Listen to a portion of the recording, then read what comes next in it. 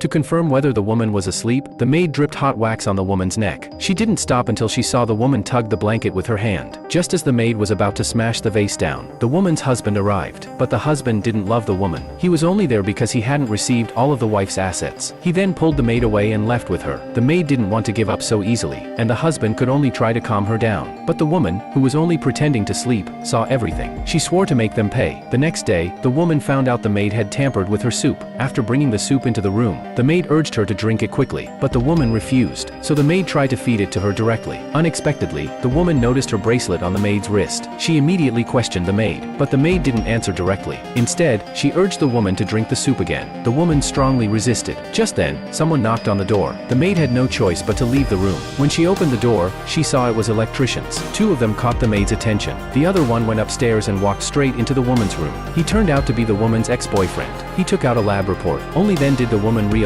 her husband and the maid had been drugging her food and drink. They had also bought a personal accident insurance policy for her, and planned to create an accident to collect a large payout. At that moment, the man came out. The maid immediately scolded him. The man didn't argue back, and then someone knocked on the door again. The maid angrily went to open it, and found that the man had brought bodyguards. The man pushed the woman out. To take revenge on her heartless husband, the woman ordered the bodyguards to wipe her fingerprints from the house, and left behind secret photos of her husband and the maid. She wanted them to suffer the consequences. Soon after, the husband came home, calling out for the woman and the maid, but no one answered. When the husband saw the mess in the house, he suddenly sobered up. Then he saw the photos of himself and the maid. He was completely confused about what had happened. At that moment, the sound of police sirens rang out from outside.